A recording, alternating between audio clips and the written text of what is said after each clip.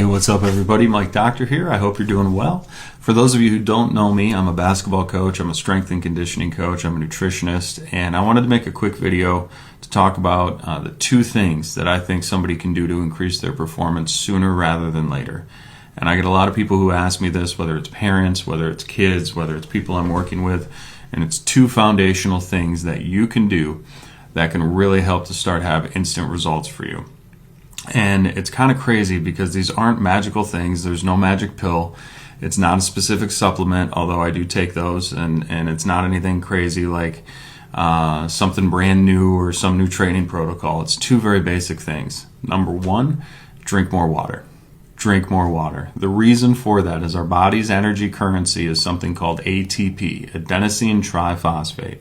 And what happens is when our body goes through that energy cycle, when we need to move or think or do anything else, these adenosine compounds, what happens is the triphosphate, one of the phosphates breaks off and it turns into adenosine diphosphate or biphosphate.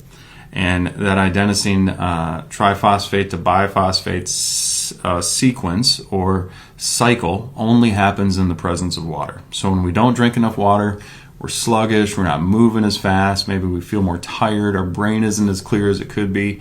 And you might say to yourself, Mike, well, there's water in my soda, there's water in my beer, there's water in whatever else. Yeah, you're right. And there is water there, and you can stay hydrated that way. But it's not going to allow you to get to peak performance. Why?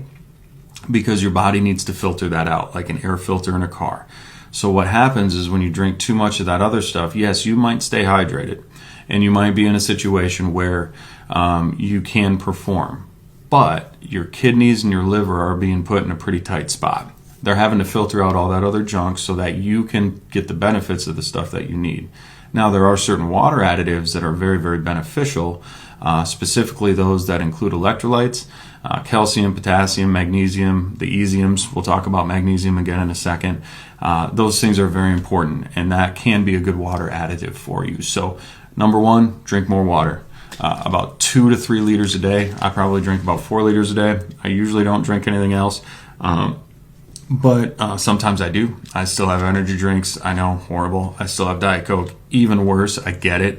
But I drink mostly water. That's primarily it. I don't drink any alcohol anymore. I've drank my fair share of that in life. Probably will never do it again. All right, number two, get more sleep. Get more sleep. And these two things are connected. Here's why. Your brain has sleep pressure that builds up. It's what makes you tired at the end of the day. When you go through your normal sleep cycles, your sleep pressure builds up. There's these little receptors in your brain that are actually adenosine receptors, and you recognize that word from earlier. What happens is when we go through these energy cycles and we build up this different energy, we build up the sleep pressure from the exhaust of the energy that we're using. And the sleep pressure builds up in our brain and on these adenosine receptors. And when we sleep, that clears out. That clears out. Our body actually and our brain actually releases a chemical that flushes out our brain of all the junk and all the exhaust and all the waste and everything else that happens. And it sort of helps us decompress and compartmentalize all the things that we've learned for the day and really get good restful sleep. And when we fall into a deep sleep cycle and a REM sleep cycle, our muscles repair better. We release only certain hormones that we only release at night that help us be able to grow, repair, take advantage of the leucine and different things in the protein and amino acid complexes that we might take as a supplement. But getting more sleep is foundational. 7 to 9 hours is what you want. You don't want to go much past that. You can, but there isn't a whole heck of a lot of benefit to it. But 7 hours at least.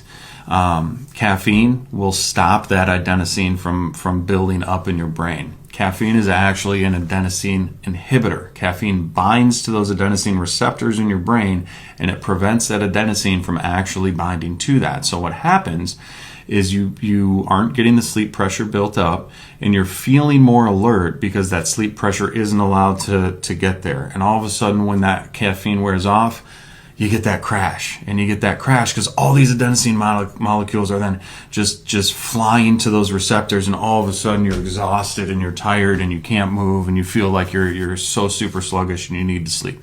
And that's kind of what happens with that, unless you're taking caffeine and your caffeine intake is happening earlier in the day. But if you're using it as a stimulant, oftentimes there's that crash at the end when you don't expect it and you don't necessarily want it. So drink more water, get more sleep. Those are two huge things. If you're having problems getting to sleep, a lot of people like to take melatonin. Nothing wrong with melatonin. It's produced naturally in your body, but be careful. Don't take too much. A lot of people take 10 milligrams. That's an insane amount. 3 is about where you want to be, or 10 grams. No, milligrams or micrograms. One of the two. 10 mg. You want about 3. Okay? You don't want too many. Not too much. The reason for that is you don't want there to be sort of a skew in how your body naturally produces it. What will happen is if you take a hormone or something like that as a supplement, what naturally produces in your brain and in your body, it'll detect those levels and it won't produce anymore. So when you stop taking those things, what's going to happen is you're going to have this adverse cycle. One great thing that you can take, however, is magnesium. This is thorin magnesium bisglycinate. It's a great opportunity to get some extra magnesium. It's a good compound. It absorbs well in your body, and it's very relaxing. It's one of probably the most underrated supplements and electrolytes that's out there. We're always finding new stuff on it. So it's something that I take, I really like, helps with the sleep cycle, helps me get in that deep sleep, helps your muscles recover really nicely, helps that electronic communication between your brain and your body go a little bit smoother, and it's a really great supplement. But there's no magic pill. There's no magic other stuff, right? We're not going to talk about omega-3s or vitamin D because it's winter out right now, or creatine, although I take all those things and I believe in them and I think they're great. We're not going to talk about vitamin B12 to build muscle, although that's great.